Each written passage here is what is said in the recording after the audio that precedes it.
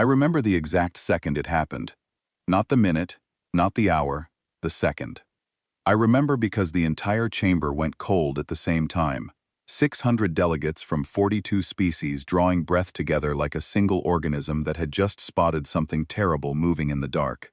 And I remember because I was the only one in that room who should have seen it coming, and I did not. My name is Vathari Solen, and I served as Senior Cultural Liaison for the Galactic Concord for 31 cycles.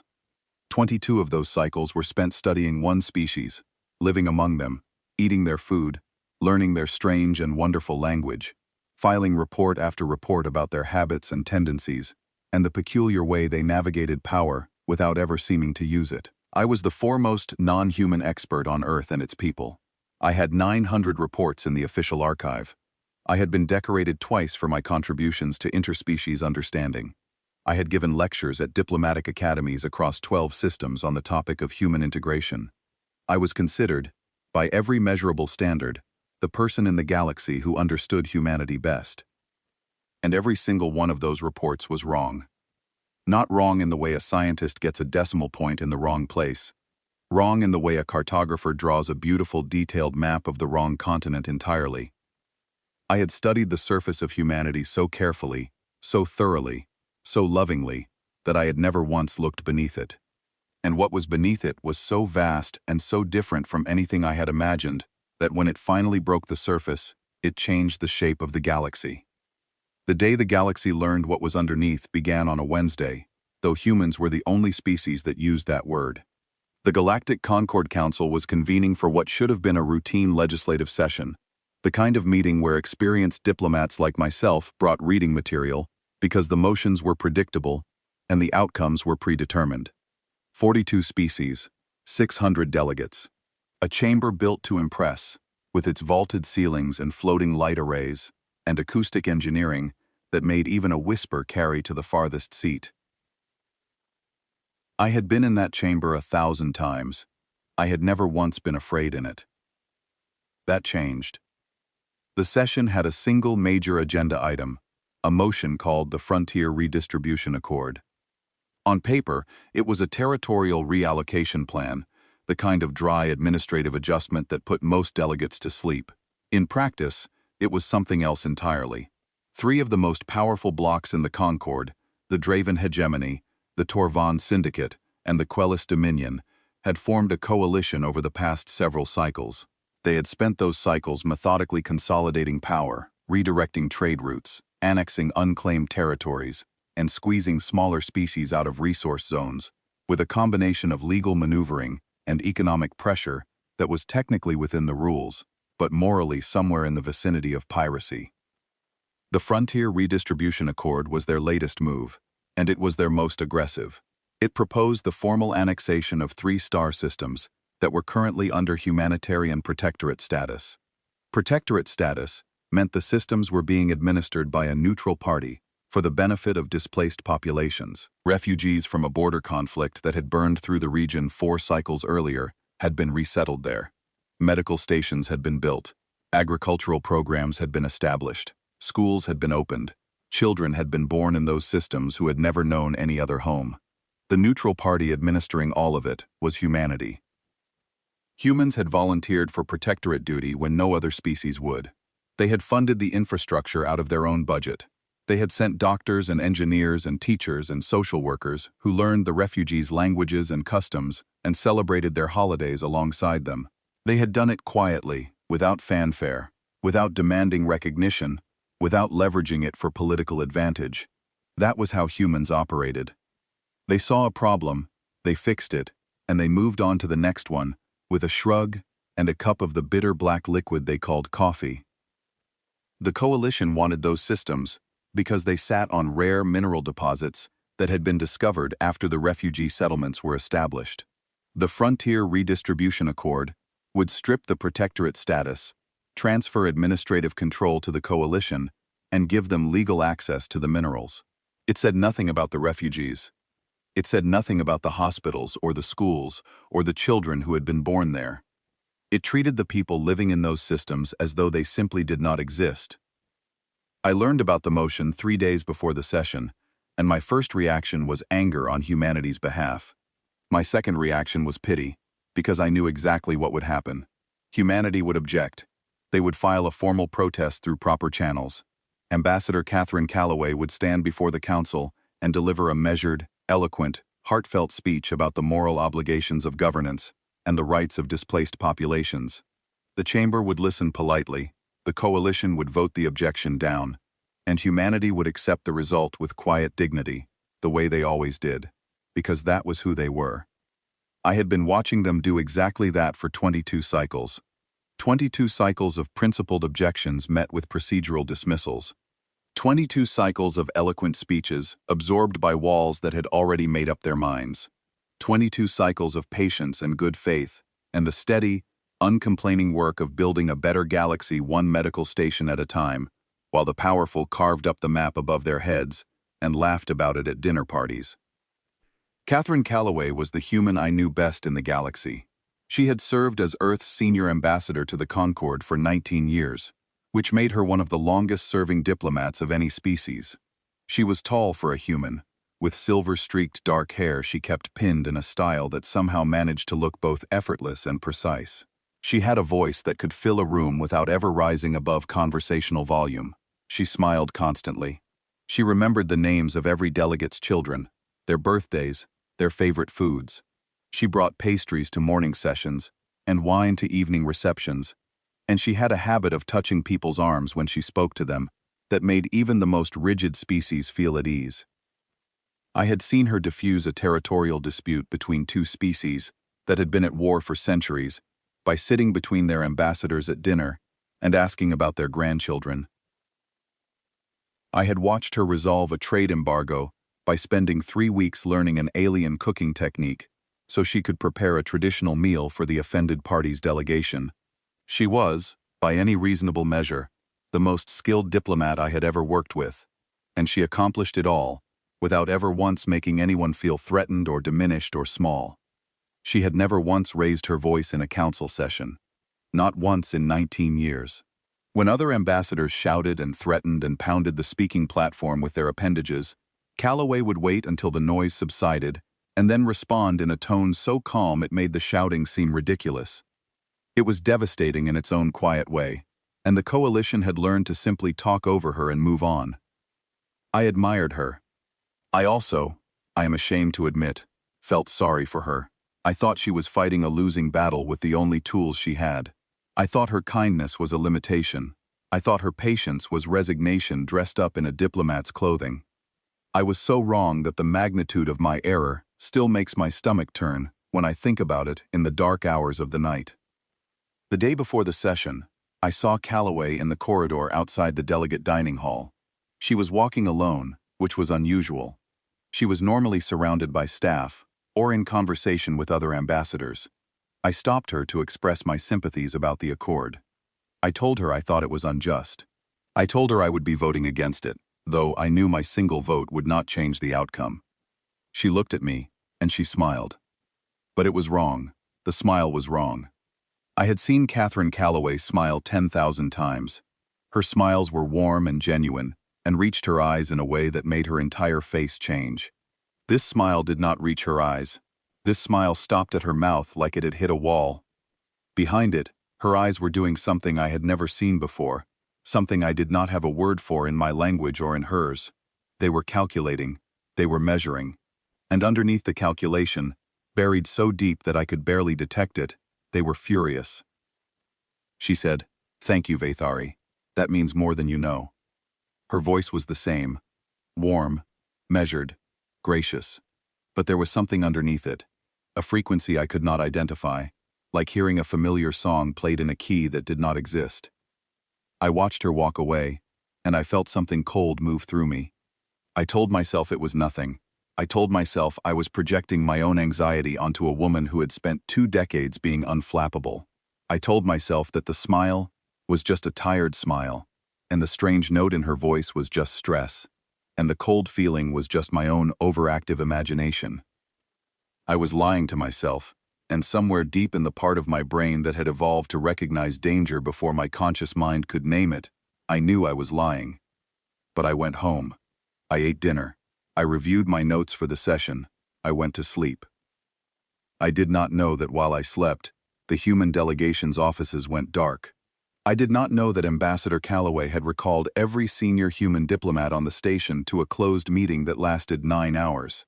I did not know that across the galaxy, on 100 different worlds and stations, human personnel were receiving encrypted communications and responding with a single word that I would not learn until much later. The word was confirmed. I did not know any of this. I went to sleep thinking about a tired woman with a wrong smile, and I dreamed of nothing, and I woke up the next morning to a galaxy that was about to change forever. I need to go back.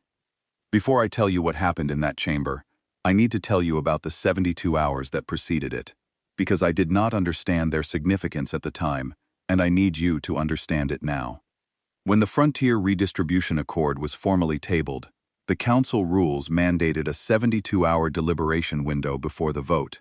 This was standard procedure, a cooling period that was supposed to allow species to negotiate, consult, and seek compromise. In practice, it was a lobbying period. Species horse-traded votes the way merchants traded goods, and the deliberation window was where the real politics happened, in private rooms and quiet corridors and encrypted communication channels. Every species participated in this process, every species except one. 12 hours after the accord was tabled, humanity went silent. Not quiet, silent. There is a difference. Quiet is a reduction in activity. Silent is the complete cessation of it. The human delegation's offices on the station went dark. Not closed, dark. The lights were off. The doors were sealed. The communication channels showed green, active, available, but no one responded. Not to formal requests. Not to informal queries. Not to the dozens of messages from smaller species hoping to coordinate a joint objection. The human cafe on the station, a place called the Common Ground, that had become one of the most popular social spaces in the Concord, closed without warning. A small sign on the door read, "Temporarily closed for maintenance." The maintenance never happened. The sign stayed up for 72 hours, and then the cafe reopened, as though nothing had occurred. The regular patrons, dozens of delegates from a dozen species, who had come to depend on the place for conversation, and that strange bitter drink the humans loved so dearly, found locked doors and dark windows, and the faint lingering smell of coffee grounds, and they stood in the corridor looking confused and vaguely bereft. I was unsettled in a way I could not articulate. I told myself it was nothing. Humans were dramatic sometimes. They had a flair for gesture that other species found either charming or irritating, depending on the context. Perhaps Calloway was staging a symbolic withdrawal to make a point. Perhaps they were simply tired of fighting and had decided to sit this one out. But something nagged at me. Something about the completeness of the silence. When a species goes quiet in protest, they make sure you notice. They slam doors. They issue terse statements. They leak their displeasure through back channels, so that everyone knows they are unhappy. Humanity did none of this. They simply vanished from the social and political landscape of the station, like water evaporating from a hot surface. One moment they were everywhere, in the corridors, in the dining halls, in the lounges, at every reception and meeting and informal gathering, filling the spaces between other species with their warmth and their noise and their perpetual optimism, and the next moment they were gone. I tried to reach Calloway through our private channel, the one we had used for years to exchange pleasantries and coordinate on minor procedural matters. It took 6 hours to receive a response, and when it came, it was 3 sentences long. "Thank you for your concern, Councillor Solène. We are preparing our position. We look forward to the session." Preparing their position. I read those words a dozen times and felt the cold sensation again, the one I could not name. Species prepared positions by lobbying, by building alliances, by negotiating deals. They did it in the open, because the deliberation window was designed for exactly that purpose. They did not do it in the dark, behind sealed doors, in absolute silence, as though the preparation itself was something that needed to be hidden from view. The coalition, predictably, interpreted the silence as surrender. The Draven hegemony was particularly triumphant. Ambassador Corvath Thale, hosted a dinner on the second evening of the deliberation window, and invited every major delegation except humanity. I attended, because declining would have been noticed, and because I wanted to observe. The dinner was lavish, the way Draven events always were.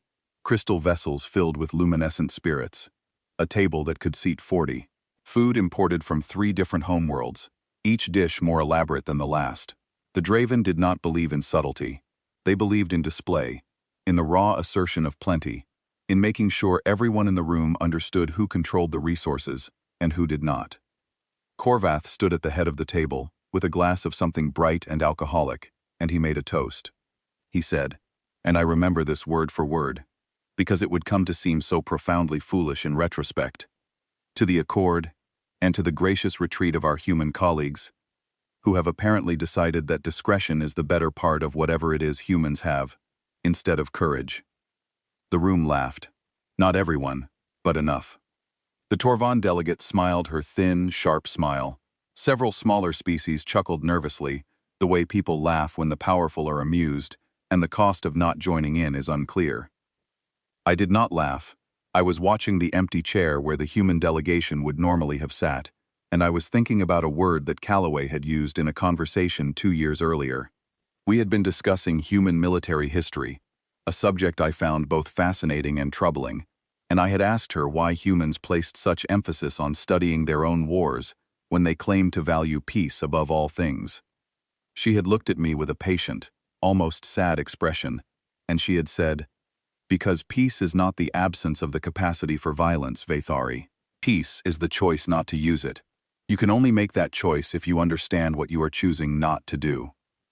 I had written that quote down in my personal notes. I had found it philosophically interesting, but ultimately abstract. Sitting at Korvath's dinner table, listening to him mock humanity's retreat, I suddenly found it terrifying. During those 72 hours, I also noticed something else.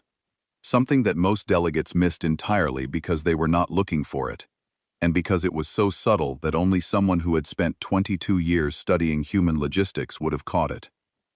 Human ships across the galaxy changed formation. Not aggressively, not in violation of any treaty or navigation protocol. Cargo ships that had been on routine trade runs altered their routes to pass through strategic waypoints. Hospital ships moved closer to the protectorate systems, repositioning from their normal patrol routes to holding positions just outside the contested sectors. Communication buoys that had been running in passive mode switched to active scanning.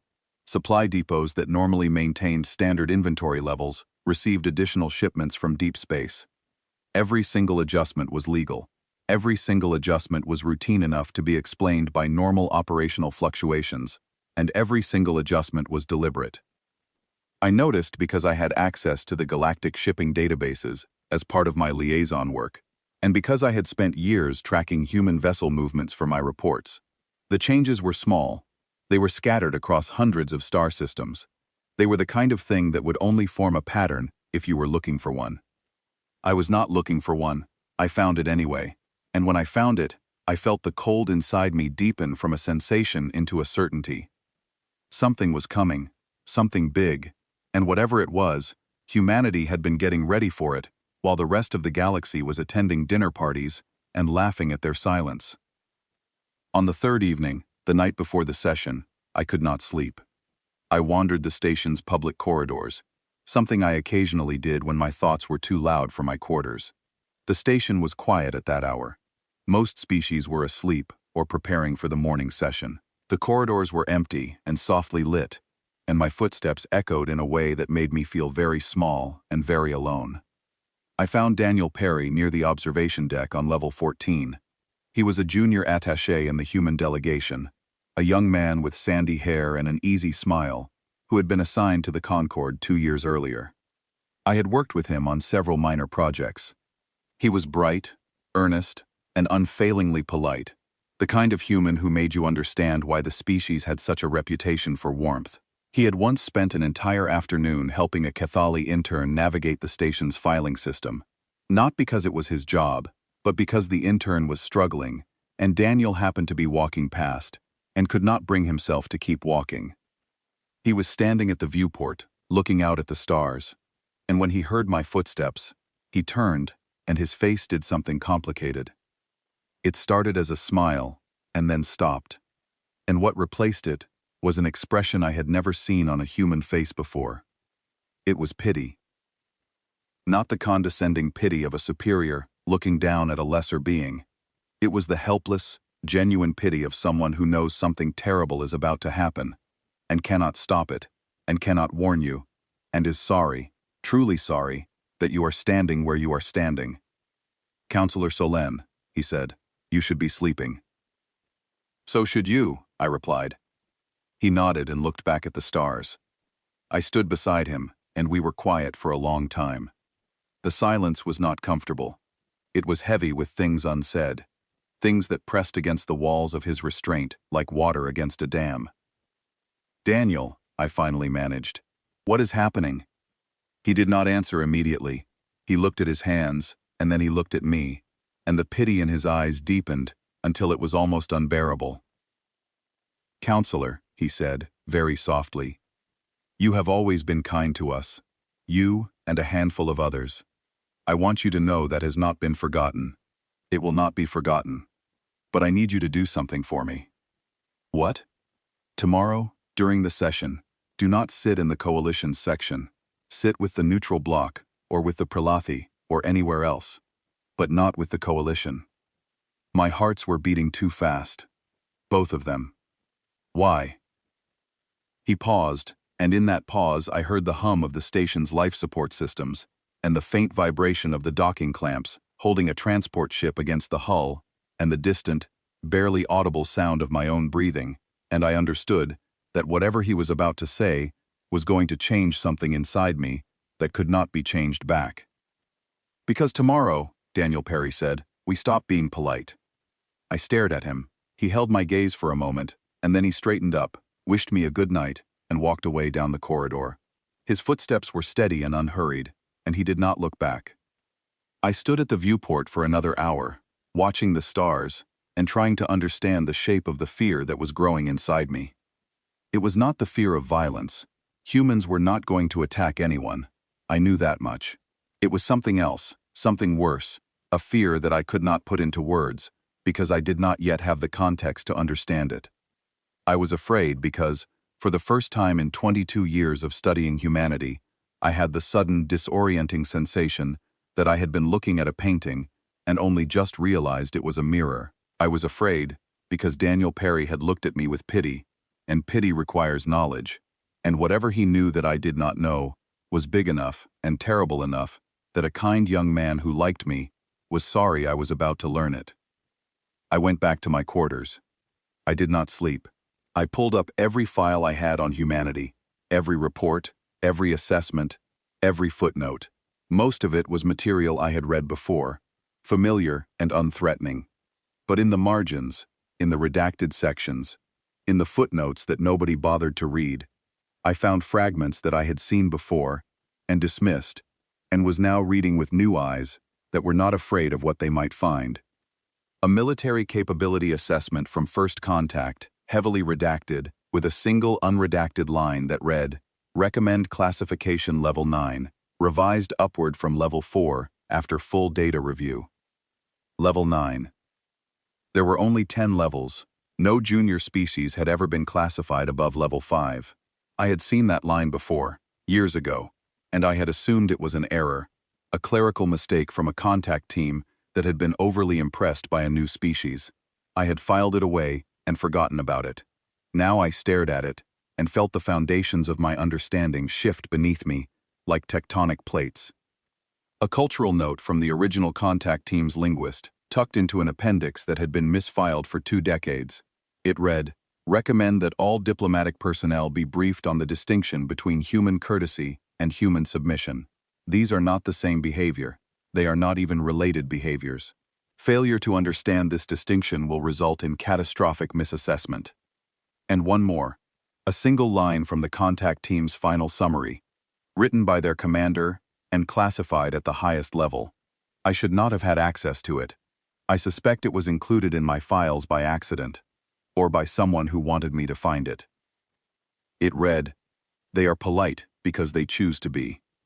The choice is what should concern us. I sat in my quarters with those words on my screen, and I felt the cold inside me crystallize into something sharp and clear, and I understood that I was not afraid of what humanity was going to do. I was afraid of what they had been choosing not to do. For 22 years, I had been watching a species exercise restraint, and I had mistaken that restraint for the absence of the thing being restrained. I did not sleep. I showered, dressed, and went to the chamber early. I did not sit in my usual seat. I sat with the neutral block, 3 rows back from the speaking platform, with a clear line of sight to both the human delegation and the coalition. And I waited. The session chamber held 600 delegates, 42 species, and 1 species that had just stopped pretending. I knew it the moment they walked in. The absence of the smile, the different quality of the air around Calloway and her reduced staff, the stillness that was not calm. But what I have not yet described, because I did not fully register it until later, was the effect it had on the room. The chamber was noisy before the session was called to order. It was always noisy. 600 beings from dozens of worlds, speaking dozens of languages, conducting dozens of conversations simultaneously. The sound was a living thing, a wall of overlapping voices and translator hums, and the shuffle of bodies settling into seats. When the human delegation entered, the noise did not stop. It thinned. It was like watching a school of fish part around a shadow in the water. The conversations nearest to the humans faltered, recovered, continued at a lower pitch. The conversations further away continued normally, but there was a ripple, a wave of something that moved through the chamber, like a change in pressure, and by the time the humans had taken their seats, the room was 5 degrees quieter than it had been 30 seconds before. Most delegates did not consciously notice. The Draven delegation was busy congratulating itself. The Torvan were comparing notes. The Quellis were reviewing the motion's language one final time. But the smaller species, the Pralathi and the Sorvine, and the Cathali, the ones who had spent their evolutionary histories being prey rather than predators, they noticed. I saw it in the way their eyes moved. I saw it in the way they shifted in their seats. I saw it in the way the Cathali observer in the gallery, a small gray being with enormous dark eyes, pulled her arms close to her body and went very, very still. They could feel it. The thing I could not name. They could feel it the way a herd animal feels the approach of something large and patient in the tall grass. There were 6 humans in the delegation. There were normally 12. Ambassador Calloway walked at the front, and she was different. Her posture was the same. Her stride was the same. Her clothing was the same carefully tailored suit she always wore to formal sessions. But something fundamental had shifted in the way she occupied space, as though the air around her had become denser, and the light had become sharper, and the floor beneath her feet had become more solid. She was not smiling. In 19 years, I had never seen Catherine Calloway enter the council chamber without a smile. She smiled at allies. She smiled at opponents. She smiled at the cleaning staff. She smiled at the security guards. It was as constant and reliable as gravity, and its absence was as noticeable as if the lights had gone out. She took her seat. Her staff took their seats. They placed no documents on the table. They activated no displays. They sat with their hands folded and their eyes forward, and an expression on their faces that I can only describe as still, not calm. Calm implies an absence of turbulence.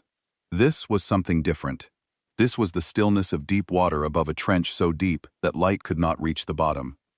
I looked at Calloway, and she looked back at me, and in her eyes, I saw something that made every ridge on my spine stand up at once. She was not afraid. She was not angry. She was not resigned. She was ready. And I understood, in that moment, with a clarity that felt like being struck, that I had never seen Catherine Calloway ready before.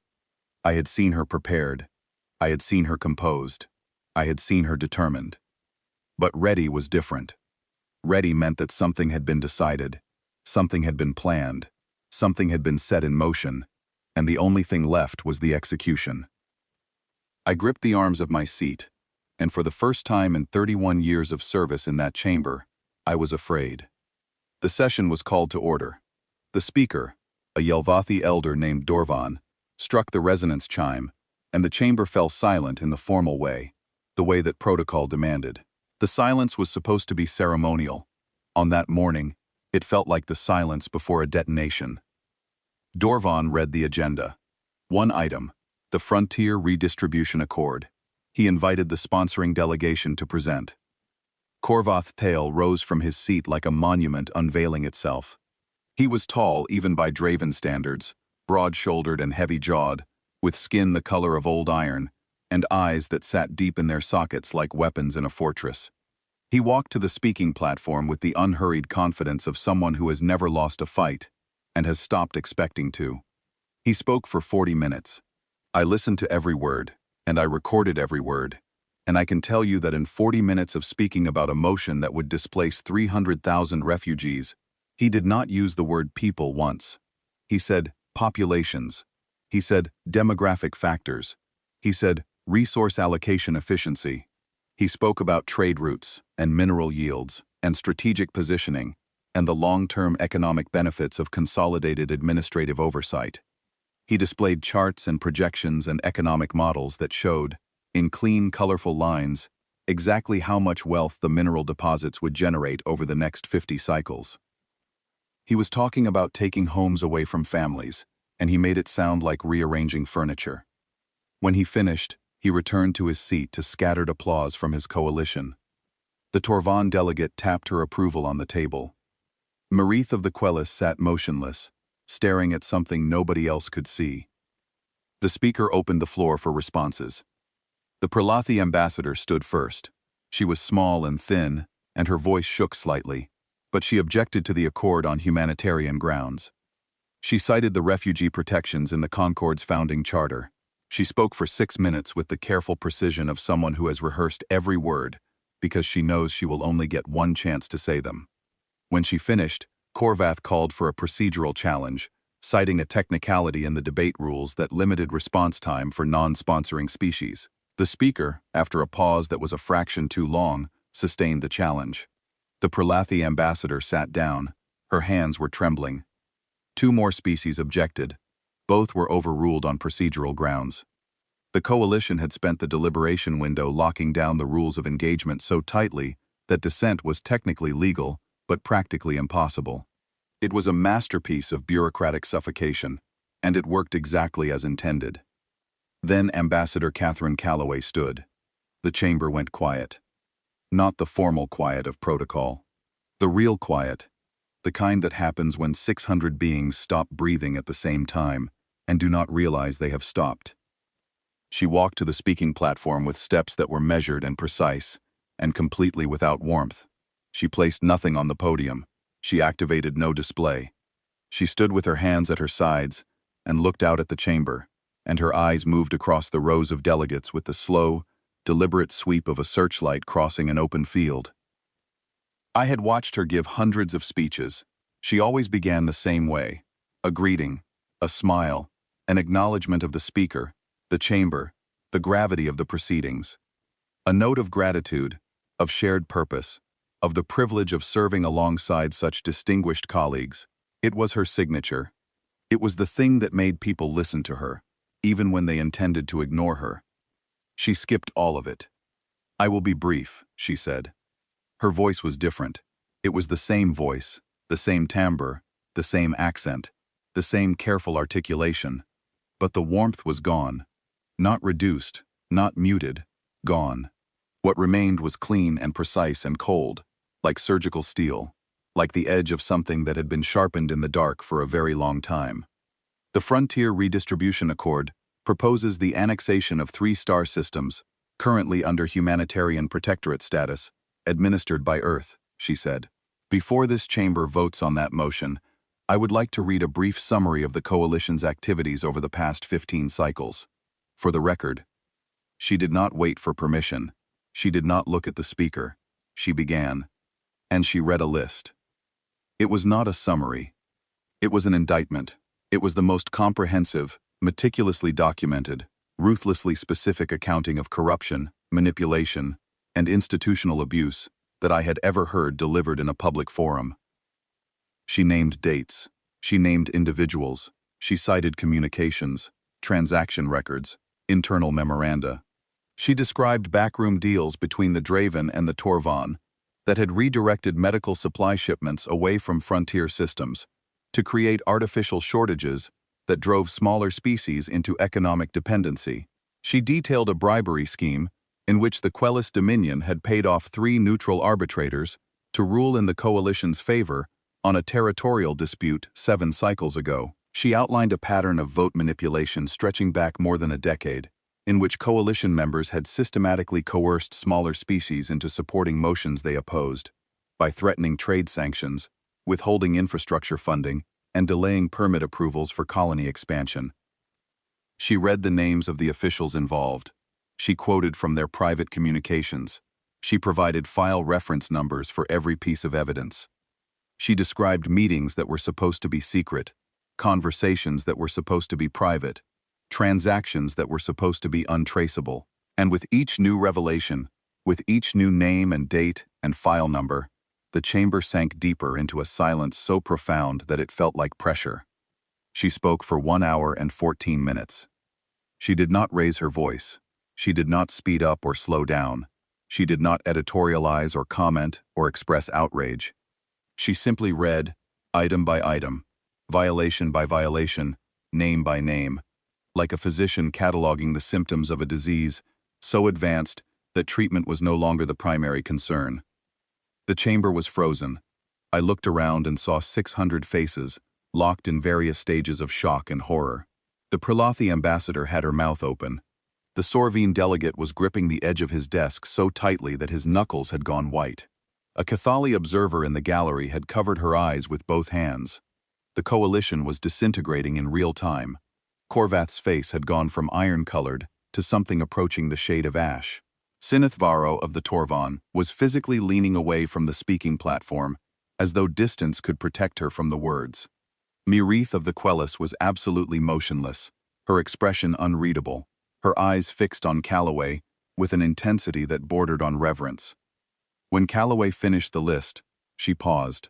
The silence in the chamber was so complete that I could hear the ventilation system cycling air through the ducts above us. Then she said, in the same cold, precise voice, "For 22 cycles, humanity has participated in this council with patience, good faith, and a genuine belief in collaborative governance. We filed objections through proper channels. We followed the rules. We trusted the system." She paused again. The pause was deliberate, and it was devastating, because every being in that room knew what was coming next. That trust is now revoked. The words landed like stones dropped into still water. I felt them ripple through the chamber.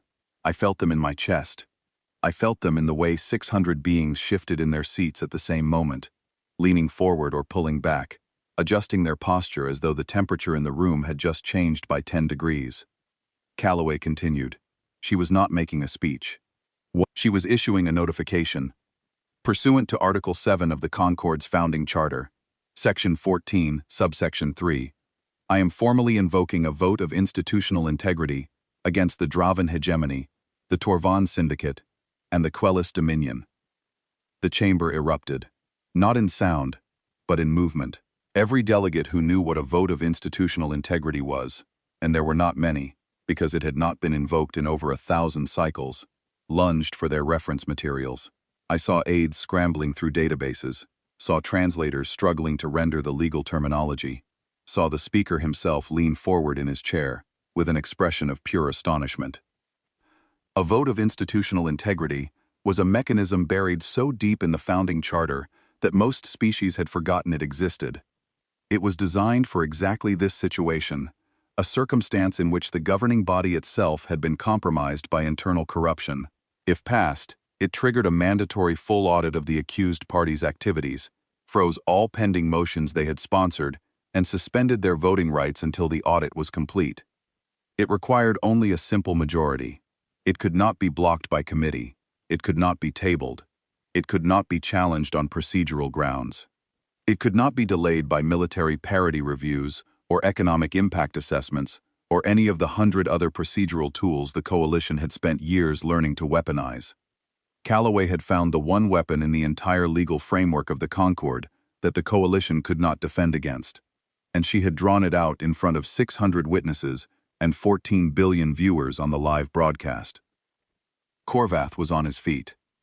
"This is absurd," he said, and his voice was too loud, too sharp, the voice of someone who has been hit and is trying to pretend it did not hurt. "The ambassador is engaging in theatrics. This is a baseless attack on three of the most respected members of this body." Calloway looked at him. Just looked at him, and then she said something that I will never forget as long as I live, something that I have replayed in my mind 1,000 times, and that still makes the ridges on my spine rise every single time. "You will want to sit down for what comes next." She activated a display. It materialized in the air above the speaking platform, a holographic projection large enough for every delegate in the chamber to read clearly. It showed a map, a real-time map of the galaxy, with thousands of small markers scattered across it like stars within stars. "These are the current positions of every human asset in this galaxy," Calloway said. "Every cargo vessel, every medical ship, every research station, every communication relay, every agricultural transport, every humanitarian convoy." She let the image hang there.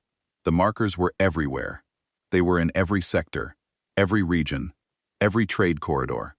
There were so many of them that parts of the map looked like solid light. I stared at it and felt my understanding of the galaxy physically rearrange itself. Felt the mental map I had carried for 30 years twist and reform around the reality that human presence was not a feature of galactic civilization, but a load-bearing structure of it. "Humanity currently provides direct logistical support to 31 member species," Calloway continued. "We maintain 64 medical facilities on non-human worlds. We operate the primary communication relays for 17 outer rim systems. We supply agricultural stock to 43 developing colonies. We administer humanitarian protectorates on 9 worlds." She paused. The chamber was so silent that I could hear the blood moving through my own veins. "I am not threatening to withdraw these services," she said. "I am informing this chamber of what will happen if the Concord votes to approve a motion that rewards corruption and punishes the vulnerable. Humanity did not build this network to hold it hostage. We built it because it needed to exist. But it exists because we maintain it, and we maintain it because we believe in the institution that asks us to." She looked at Korvath. "If that institution tells us that our work does not matter, we will listen. We will respect the decision, and then we will redirect our resources toward the populations that need them most, through bilateral agreements that do not require the Concord's approval." She was not threatening. I understood that with absolute clarity. She was not threatening, and that was what made it so devastating. A threat can be dismissed as a bluff. A threat can be met with counter-threats. What Calloway was doing was something entirely different. She was describing a future in which humanity simply stopped volunteering, and she was letting the room calculate for themselves what that future looked like. The calculation was not difficult. 20 seconds of mental arithmetic was enough to understand that without humanity's logistical infrastructure, half the outer rim systems would lose medical coverage within 6 months. Trade routes that relied on human relay stations would slow to a crawl. Agricultural colonies that depended on human seed stock and technical support would face crop failures within 2 growing seasons. Humanity had spent 22 years making themselves indispensable, and they had done it so quietly, so cheerfully, so modestly, that no one had noticed until a woman with cold eyes stood in front of a glowing map and showed them the shape of their own dependency. Korvath was still standing. His mouth was open. Nothing was coming out. The speaker, to his credit, regained control of the chamber. He recognized Calloway's invocation of the vote of institutional integrity as procedurally valid and announced that it would be added to the session's agenda. He called a 30-minute recess. The chamber dissolved into chaos. Delegates surrounded each other in clusters, talking rapidly, gesturing wildly. Aides were running between sections carrying datapads. Translators were overwhelmed. The coalition's section was a storm of recrimination and panic, Korvath's voice rising above the others, demanding loyalty from allies who were already calculating the cost of continued association. I did not move. I sat in my seat in the neutral block and stared at the speaking platform where Calloway had stood, and I felt something shift inside me, something fundamental and permanent. like a bone breaking cleanly and resetting in a new position. They had not been passive, they had been positioning. Every humanitarian mission, every volunteer deployment, every medical station, every communication relay, it was all real. It was all genuinely motivated by compassion and a desire to help, but it was also architecture. It was the careful, methodical construction of a structure so deeply integrated into the fabric of galactic civilization that removing it would cause the entire framework to shudder. And they had done it without anyone noticing. 22 years of smiling and nodding and filing objections through proper channels and accepting defeat gracefully, and behind every smile and every nod and every gracious concession, the quiet, relentless work of making themselves essential. The recess ended. The delegates returned to their seats. The chamber was different now. The air had changed. The energy had changed. The coalition's section looked smaller somehow, as though the seats had contracted, as though the space itself was withdrawing from them. Calloway returned to the speaking platform for the formal debate on the vote of institutional integrity. She was no longer the only one speaking against the coalition. The Pralathi ambassador stood again, and this time her voice did not shake. She spoke with a clarity and a force that made me realize she had been holding back for years, swallowing her words, moderating her tone, afraid of the consequences of speaking plainly. That fear was gone. Calloway had burned it away. The Sorvine delegate stood. The Cathali stood. Species that had not spoken in open session for years stood and added their voices, telling stories of coercion and manipulation that had been whispered in corridors for decades, but never said aloud where the record could capture them. A Prelathi trade minister described how the Draven had blocked medical shipments to her colony world until her government voted in favor of a resource extraction treaty. A Cathali cultural liaison described how the Torvan had threatened to close communication relays to his system unless his delegation withdrew a motion challenging their trade monopoly. The coalition's corruption had been an open secret, and secrets only survive because the people who know them believe they have no power to speak. Calloway had given them that power, not by shouting, not by threatening, by standing in front of the most powerful institutions in the galaxy and saying, calmly and clearly and without flinching, "We see what you are doing, and here is the proof, and we are done pretending we do not see." Korvath attempted a counterattack. He called Calloway's presentation a transparent manipulation and accused humanity of leveraging its humanitarian work for political gain. He demanded the Council censure Earth's delegation for what he called coercive diplomacy disguised as charity. Calloway's response was 3 words: the next file. She activated a new display. The new evidence was worse. Intercepted communications between senior coalition officials discussing the disposition of the refugees in the protectorate systems. The language was clinical and detached, the way language becomes when the people using it have stopped thinking of their subjects as people. The plans were not resettlement. The plans were forced relocation to labor zones on Draven mining worlds. The communications included logistics estimates, cost projections, a timeline, and a phrase that I will carry with me for the rest of my life. One of the Draven officials had written, in reference to the refugee children born in the protectorate systems, secondary assets, low maintenance, high yield, over 15-cycle deployment. Children. He was talking about children, and he was measuring their value in labor output. There was a moment in which I genuinely thought Korvath might collapse. His face went through a transformation that would have been fascinating to observe if it had not been so terrible. Shock, then fury, then the sick, sliding expression of a being who has just realized that every card in his hand has been read by his opponent, and the game has been over since before it began. The chamber erupted, not the organized chaos of political maneuvering. Real eruption. Delegates were shouting. Several smaller species were weeping openly. The Cathali observer who had covered her eyes earlier was now on her feet, pointing at the Draven delegation, and saying something in her language that my translator rendered as, "Shame, shame, shame," repeated over and over.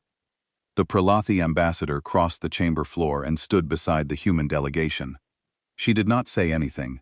She simply stood there, small and thin and trembling, and one by one, the delegates from 4 other species rose from their seats and walked across the floor and stood with her. It was not organized. It was not planned. It was the spontaneous, unscripted response of beings who had been silenced for too long and had just been shown that silence was no longer necessary. Korvath saw his support evaporating. The Torvon delegate was staring at her datapad, refusing to meet his eyes. Mirith of the Quellis had moved from her seat to the aisle, positioning herself between the coalition and the neutral section, a physical statement of her shifting allegiance. And then Korvath made his final mistake. Desperate, cornered, watching his coalition collapse around him like a structure with its supports removed, he reached for the only tool he had left, the only tool his species had ever truly respected. He invoked the military parity doctrine, a formal assertion that humanity lacked the military capability to enforce any position, and that their economic leverage was therefore unsupported by strategic reality. It was a bluff wrapped in a technicality, but it was a real doctrine with real legal weight, and if the chamber accepted it, the vote of institutional integrity could be delayed for a mandatory military assessment period. He said it loudly, with the remnants of his confidence, and the words carried across the chamber with the force of someone who believed that force was the only language that mattered. Earth has no fleet, he said. Earth has no strategic capability. Earth has never deployed a military force beyond its own system. This is a bluff from a species that has mistaken cargo ships for power. The chamber turned to look at Calloway, and Catherine Calloway, for the first time in 19 years, laughed. It was not a warm laugh. It was not a nervous laugh. It was a short, quiet exhalation through her nose, the kind of laugh that happens when something is so absurd that the body responds before the mind can stop it. It lasted less than a second, and it was the most frightening sound I had ever heard in that chamber, or any other. "Would you like to see our fleet?" she said. She did not wait for an answer. She activated a third display, and the chamber fell into the deepest silence of the day. The display showed a fleet deployment map, not the patrol ships and border monitors that the galaxy had observed for 22 years. The real fleet. The one that had been built in deep space, maintained in the dark, crewed in rotation by personnel who returned to civilian postings between deployments, so that their absence would never be noticed, never deployed, never shown, never mentioned, never hinted at. It was enormous. I am a diplomat, not a military analyst, but even I could read the scale of what was on that display. Hundreds of capital ships, thousands of support vessels, weapons platforms, defense arrays, fast attack groups, logistics trains, an entire military infrastructure that dwarfed the combined fleets of the coalition and exceeded the military output of any single species in the Concord's history. It had been there for over a decade. Humanity had built it quietly, funded it through discretionary budgets that no one had bothered to audit, crewed it with personnel who had been listed in public records as assigned to deep space research and extended patrol rotation. The shipyards were in systems so remote that they did not appear on most navigation charts. The supply chains were routed through so many intermediaries that tracing them would have required an intelligence apparatus that no species had ever directed at the smiling, coffee-drinking humanitarians who brought pastries to morning sessions. They had hidden their strength, not because they were ashamed of it, and not because they intended to use it by surprise, but because they had made a deliberate, philosophical decision to never let their military capability become part of their diplomatic identity. They wanted to be judged by their contributions, not their threats. They wanted to be chosen as partners, not feared as conquerors. They wanted every alliance to be genuine, every friendship to be real, every act of cooperation to be motivated by mutual benefit rather than mutual terror. And they had hidden it well enough that the second most powerful military force in the galaxy had spent 22 years calling them soft. Calloway said, "We have never wanted to show you this. We built our entire diplomatic strategy around never needing to. We have spent 2 decades building hospitals and schools and communication networks because we believe that is what strength should be used for. We chose to be helpful instead of frightening. We chose to be patient instead of aggressive. We chose to be polite." She looked at Korvath. He was staring at the fleet display with an expression I recognized from nature documentaries about prey animals confronted with predators they had failed to identify. It was the expression of a being whose entire model of reality has just been replaced by something larger and more dangerous, and whose body is responding to the new information faster than its mind can process it. "You made us stop choosing," she said. "I want every being in this chamber to understand the weight of that." She sat down. The silence lasted 11 seconds, I counted. 11 seconds of 600 beings, staring at a holographic map of more firepower than most of them had imagined existed, processing the reality that the species they had dismissed as soft and eager to please had been the most dangerous civilization in the room since before most of them had taken office. I looked around the chamber during those 11 seconds, and what I saw will stay with me until the day I cease to draw breath. The Pralathi delegation, a gentle species whose entire diplomatic philosophy was built on the assumption that military power correlated directly with aggression, were gripping the edges of their seats so tightly that I could see the color draining from their knuckles. They were not afraid of humanity. They were recalculating everything they had ever believed about the relationship between strength and temperament, and the recalculation was shattering something fundamental in the way they understood the universe. The Cathali ambassador had closed all 4 of her eyes. I later learned that this was a stress response unique to her species, an involuntary reaction triggered when the brain receives information so far outside expected parameters that the visual processing centers essentially refuse to cooperate until the cognitive centers catch up. She kept her eyes closed for nearly a full minute. Speaker Dorvan of the Yelvathi, who had presided over council sessions for 12 years and had seen every form of political theater the galaxy had to offer, had set down his gavel and was staring at the fleet display with his mouth slightly open. He was not performing shock, he was experiencing it. The difference was unmistakable. Behind me, I heard a sound I had never heard before in a council chamber. Someone was crying. Not loudly, not dramatically, but with the quiet, involuntary release of a being who has just realized that the world is not what they believed it to be. I did not turn to see who it was. It felt too private. It felt like grief, and grief deserves to go unwitnessed when it asks to be. And through all of it, the human delegation sat in perfect stillness, not triumphant, not threatening, just still. The way a mountain is still, the way the deep ocean is still. Present, massive, and utterly unconcerned with the wind blowing across its surface. Marith of the Quellis was the first to move. She stood, walked to the center aisle, and crossed the chamber floor to the neutral section. She took a seat beside the Pralathi delegation. She did not look at Korvath. She did not look at anyone. She simply moved, and in moving, she broke the coalition. The Torvan followed within minutes. Sineth Varro did not physically relocate, but she activated her voting display and registered a preliminary vote in favor of the vote of institutional integrity. Her expression was the flat, calculating mask of someone who had done the math and concluded that survival required a different allegiance. Korvath sat alone in the coalition's section with his reduced delegation, surrounded by empty seats, and said nothing. The vote of institutional integrity was called that afternoon.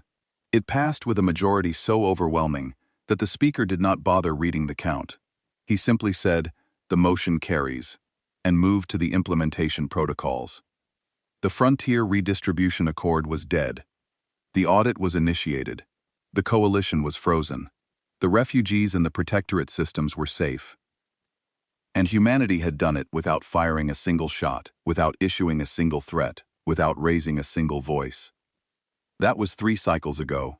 The audit of the coalition's activities took 18 months and resulted in the largest institutional reform in the Concord's history. The Draven hegemony lost its permanent seat on the Security Council. Korvath Thale was recalled to his homeworld in disgrace and replaced by a younger diplomat who made a point of visiting the protectorate systems in her first week in office. Several senior officials across all 3 coalition species faced formal investigations, and a handful were removed from their positions entirely. New transparency requirements were implemented. New protections for smaller species were codified into the charter.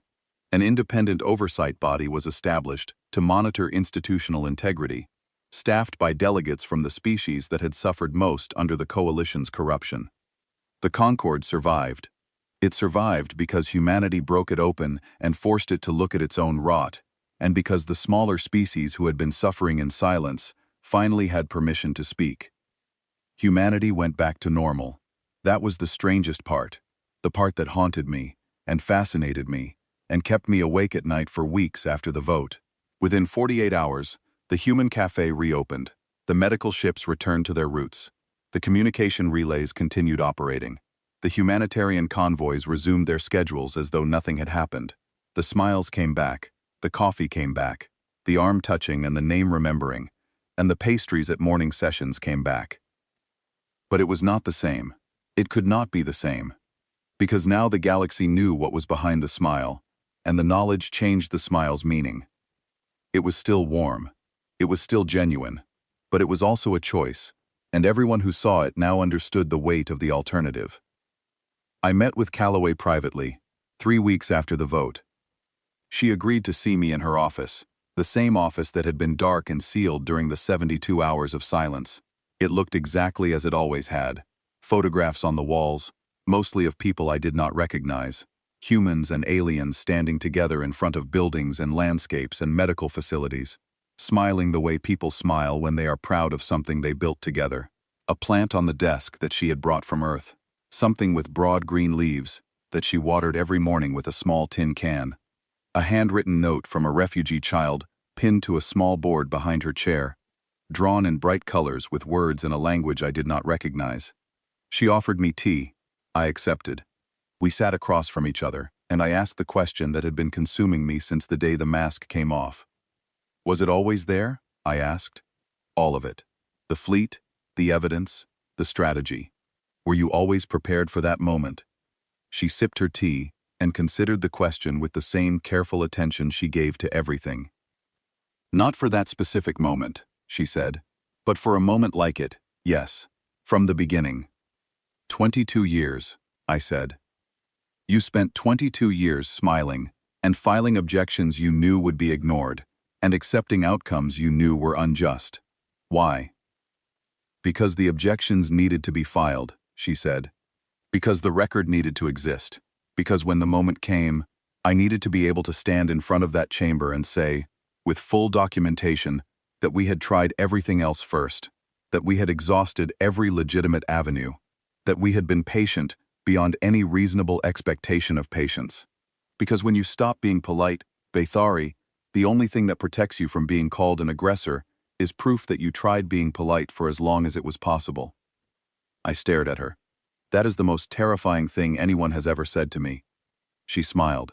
It reached her eyes this time. I know, she said. I am sorry. The fleet, I pressed. You hid it. You could have used it as leverage at any point. You could have shown it on day one, and every species in the Concord would have treated you differently.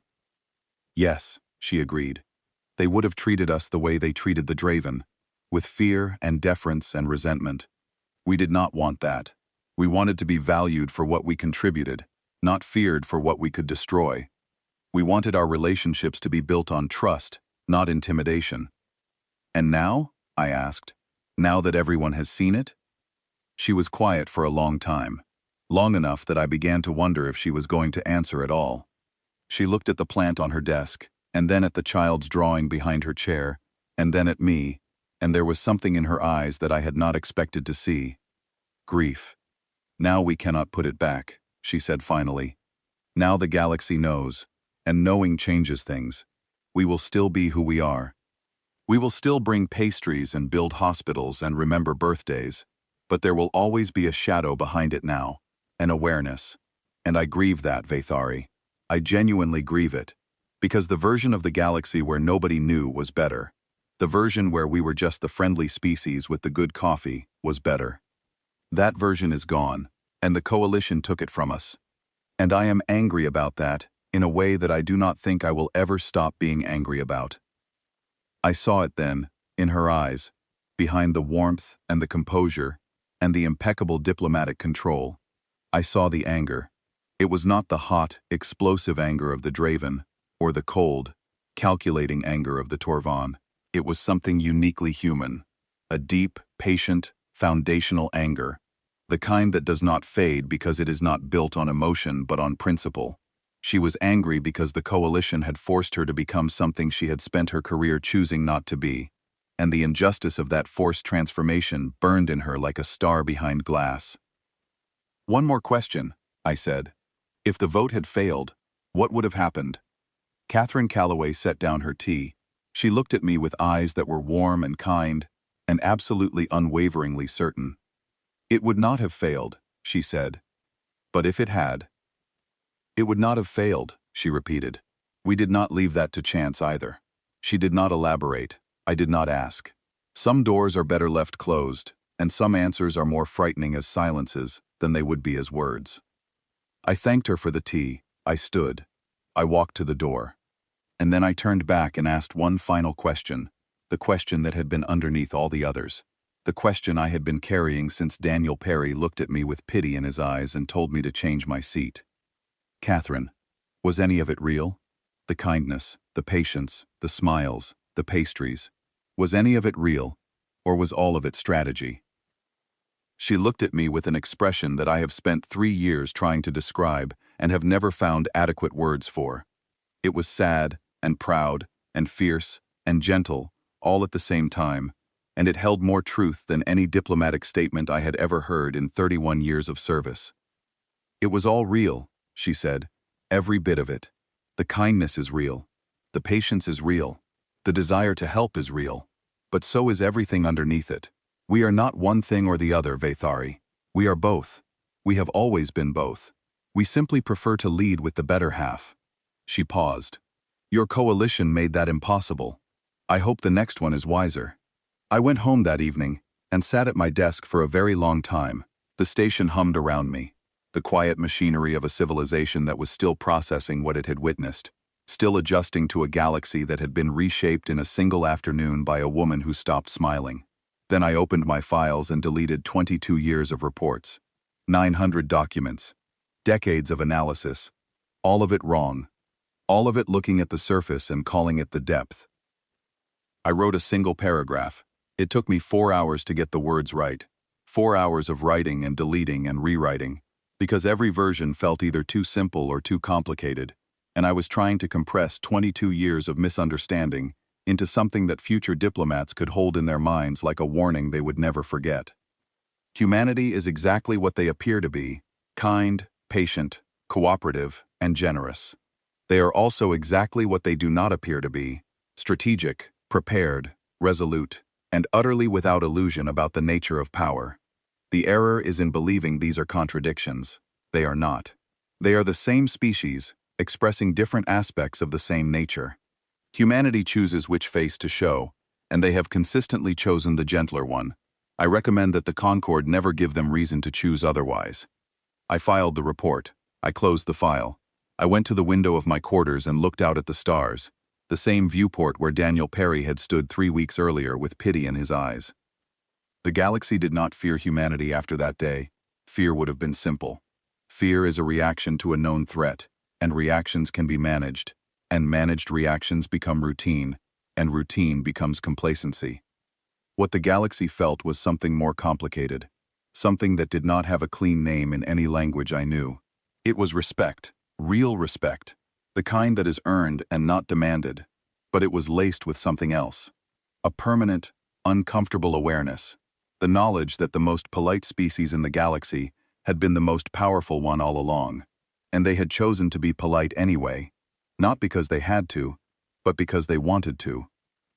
And the quiet, persistent, never quite spoken understanding that if the galaxy was wise, it would make sure they always wanted to. I still see Calloway at council sessions. She still brings pastries. She still remembers birthdays.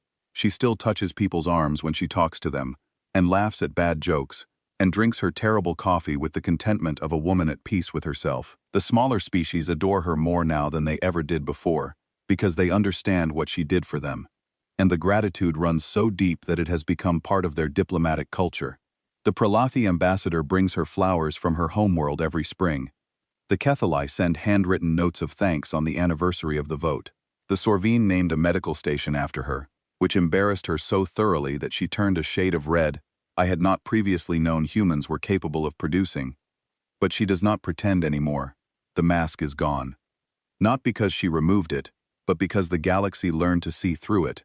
And once you see through something, it stops being a mask and starts being a window.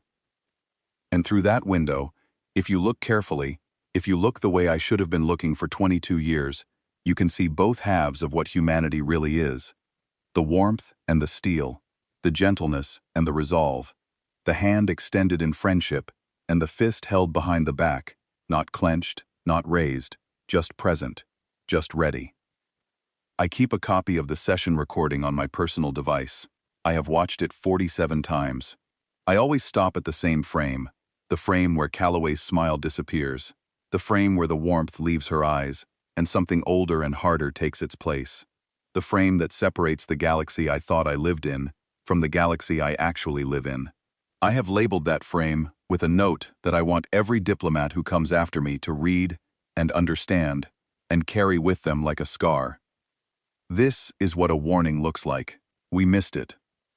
Sometimes I wonder what would have happened if we had not missed it. If someone, anyone, had looked at that smile over the past 22 years and understood that it was not the product of weakness, but the restraint of strength. If someone had noticed that the most helpful species in the galaxy was also the most patient, and that patience in a being capable of ending you is the most profound form of respect that exists. We would not have pushed. We would not have mocked. We would not have built our coalitions and our accords and our petty little empires on the assumption that courtesy meant compliance and silence meant surrender. But we did, because the galaxy is old and slow and filled with species that have confused aggression with power for so long that they have forgotten they are different things. Because the loud ones always look strong and the quiet ones always look weak, and no one stops to ask why the quiet ones are quiet. Humanity was quiet because they chose to be. And the day they stopped choosing was the day the rest of us realized that we had been living in a galaxy shaped by their restraint, and we had mistaken that restraint for the absence of the thing being restrained, and we had been wrong, so catastrophically and completely wrong that the word wrong itself felt inadequate to contain the scope of our miscalculation. I think about Daniel Perry sometimes. That young man standing at a viewport with stars reflected in his eyes and pity in his voice, telling me to move my seat, telling me to get out of the way of something he could not describe and I could not imagine. He transferred back to Earth 6 months after the vote. I heard he took a teaching position at a university, specializing in interspecies diplomacy. I like to think he is teaching his students the thing that nobody taught me, the thing I had to learn the hard way, sitting in a chamber full of 600 beings who all discovered the same truth at the same moment. I wrote to him once, a year after the vote. I thanked him for the warning. I told him his kindness that night on the observation deck meant more to me than he probably knew, that it had likely saved me from the professional humiliation of being caught sitting in the coalition section when the evidence dropped. He wrote back a short message. He said he was glad I had listened. He said most people do not listen when they are told something they do not want to hear. He said he hoped the galaxy had learned something permanent from what happened, but that he was not certain it had, because galaxies, like people, have short memories and long habits. That last line stayed with me. Long habits. The galaxy's habit of mistaking silence for absence, courtesy for surrender, patience for the inability to act. Those habits took millennia to form, and I am not naive enough to believe they were broken in a single afternoon, no matter how extraordinary that afternoon was. But I am hopeful, and hope, I have learned from watching humans, is not the absence of realism. It is the decision to work toward something better, despite knowing exactly how difficult that work will be. It is, in its own way, another form of the choice that defines humanity. The choice to be kind when you could be cruel. The choice to be generous when you could be selfish. The choice to build hospitals when you could build monuments to your own power. The choice to smile, even when the universe gives you every reason not to. I attended a diplomatic conference last cycle, where a young Draven attaché, newly assigned and clearly nervous, asked me about humanity. He had read the reports. He had watched the recording. He wanted to know if the humans were as frightening as the footage suggested. I thought about it for a long time before I answered. I thought about coffee and pastries and the sound of Catherine Calloway's laugh when it was real, the genuine one, not the cold exhalation she had directed at Corvath. I thought about Daniel Perry helping a Cathali intern with her filing. I thought about human doctors on protectorate worlds, learning alien languages, so they could explain medical procedures to frightened refugee children in their own tongue. No, I told the young Draven. They are not frightening. They are kind, and generous, and genuinely good. They are the best neighbors this galaxy has ever had. He looked relieved. But, I added, and I held his gaze until I was certain he was listening, do not ever, for one single moment, confuse their kindness for weakness. Do not mistake their patience for submission. And do not assume that because they choose to be gentle, they are incapable of being anything else. He nodded, slowly, the way beings nod when they are receiving information they know they need to remember. What should I do? He asked. Be worthy of their kindness, I said. That is all any of us need to do. Be the kind of galaxy that makes them want to keep smiling. He left. I stood at the window and looked at the stars and thought about the distance between what humanity shows and what humanity is, and how that distance is not a deception, but a gift. A daily, deliberate, exhausting gift that they give the galaxy by choosing to lead with their better half. The lesson is this: the most dangerous thing in the universe is not the species that shows you its power.